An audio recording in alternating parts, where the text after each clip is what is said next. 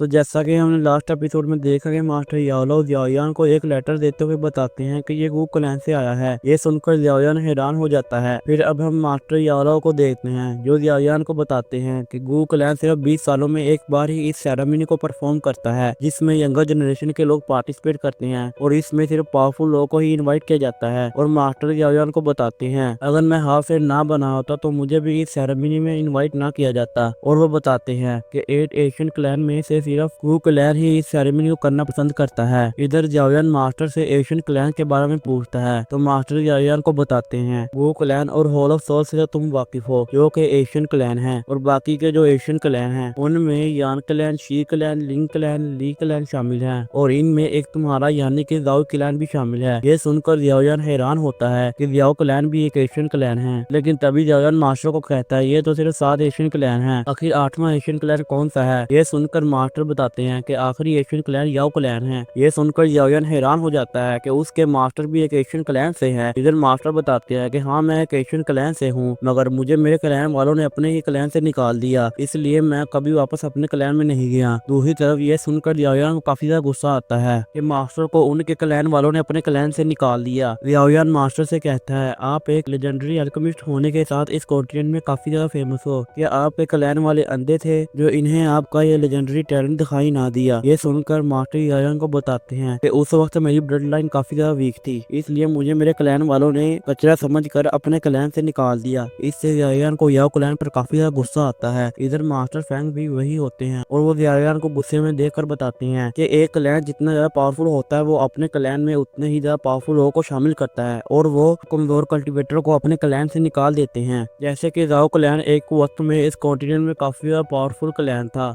मगर जैसे ही जाओ क्लैन की पावर कमजोर हुई उसे एशियन क्लैन से बाहर निकाल दिया गया। इधर जियाओयान मास्टर से कहता है कि उस कल्टीवेटर की ब्लड लाइन किसी काम की नहीं जिसके पास एक अच्छा टैलेंट ना हो और वो मास्टर से कहता है कि ये आपका डिसाइपल अपने जाओ क्लैन की ब्लड लाइन को एक्टिवेट करेगा और अपने क्लैन को इस कॉन्टिनेंट के टॉप पर ले जाऊंगा और आपका नाम पूरे कॉन्टिनेंट में फेमस करूंगा, जिससे याओ क्लैन को अपने फैसले पर काफी ज्यादा अफसोस होगा। ये सुनकर मास्टर काफी ज्यादा खुश होते हैं और वो जियाओयान से कहते हैं कि तुम्हें वू क्लैन की सेरेमनी में फॉलिंग स्टार पवेलियन की तरफ से पार्टिसिपेट करना होगा। और वो बताते हैं कि तियानफो और लिटिल फाई डॉक्टर अभी रिट्रीट में हैं, उम्मीद है कि तुम्हारे जाने से पहले वो अपनी रिट्रीट से बाहर आ जाए। ये सुनकर जियाओयान पूछता है कि आखिर उस सेरेमनी के स्टार्ट होने में कितना टाइम लगेगा। ये सुनकर मास्टर बताते हैं अभी इस सेरेमनी को स्टार्ट होने में 3 दिन का टाइम लगेगा, यानी तुम्हारे पास सिर्फ 3 दिन है। ये सुनकर जियाओयान अपनी कल्टिवेशन करने के लिए वहाँ से चला जाता है। फिर हम सीधे 3 दिन बाद का सीन देखते हैं जहाँ पर हम एक कमरे का सीन देखते हैं जिसके अंदर मास्टर तियानफो कल्टिवेशन कर रहे होते हैं। तभी उस कमरे से बूम की आवाज आती है और वो कमरा डिस्ट्रॉय हो जाता है और फिर हम मास्टर तियानफो को देखते हैं जो कि 6 स्टार डू लेवल में ब्रेक थ्रू कर लेते हैं और वो मास्टर याओलो को थैंक्स करते हुए कहता है कि आपकी दी हुई पिल काफी ज्यादा पावरफुल थी, जिससे ना सिर्फ मेरी पावर बढ़ी बल्कि मैं खुद को काफी ज्यादा यंग महसूस कर रहा हूँ। तभी उस बूम की आवाज को सुनकर जियाओयान भी वहाँ पर आ जाता है और तभी एक माउंटेन से काफी ज्यादा एनर्जी निकलती है जो कि आसमान से जाकर टकराती है और ये एनर्जी लिटिल फ्लाई डॉक्टर की बॉडी से निकल रही होती है जो कि अपनी रिट्रीट से बाहर आ जाती है। और लिटिल फ्लाई डॉक्टर ने भी 7 स्टार डोज लेवल में ब्रेक थ्रू कर लिया था और तभी लिटिल फ्लाई डॉक्टर जियाओयान को देखकर उसके पास आ जाती है और वो मास्टर याओलो को थैंक करते हुए कहती है कि आपकी वजह से मैंने अपनी पॉइजन बॉडी को पूरी तरह रिफाइन कर लिया है। फिर हम थोड़ी देर बाद का सीन देखते हैं जहाँ पर जियाओयान अपनी टीम के साथ वू क्लैन में जाने के लिए तैयार था पर इधर मास्टर याओलो को जियाओयान की काफी ज्यादा फिक्र हो रही थी और लिटिल फ्लाई डॉक्टर मास्टर से कहती है कि आप जियाओयान की फिक्र ना करें, हम जियाओयान को प्रोटेक्ट करेंगे। और फिर वो वहाँ से वू क्लैन जाने के लिए निकल जाते हैं। फिर हम कुछ दिन बाद का सीन देखते हैं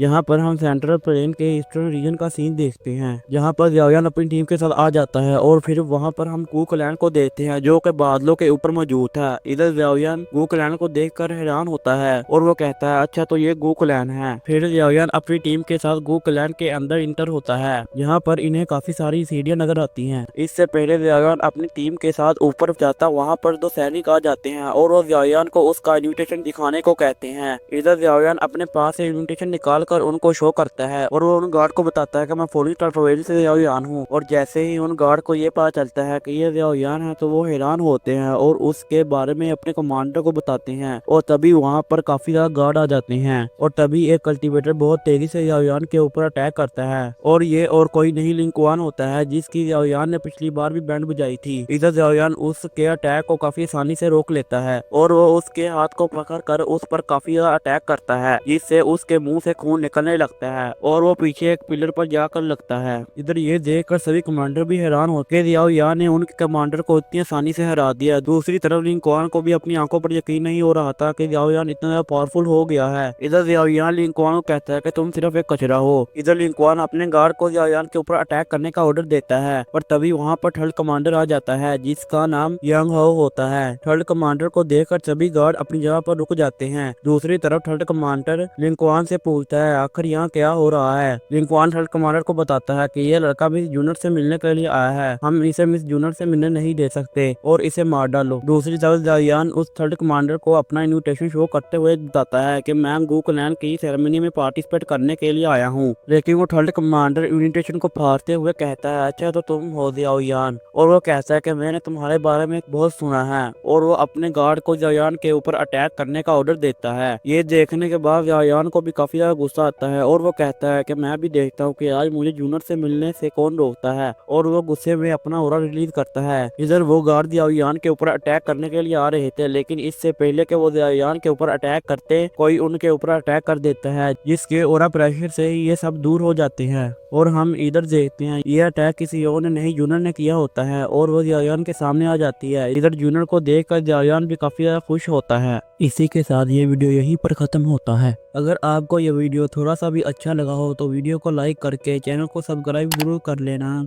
मिलते हैं अगली वीडियो में, तब तक के लिए बाय बाय।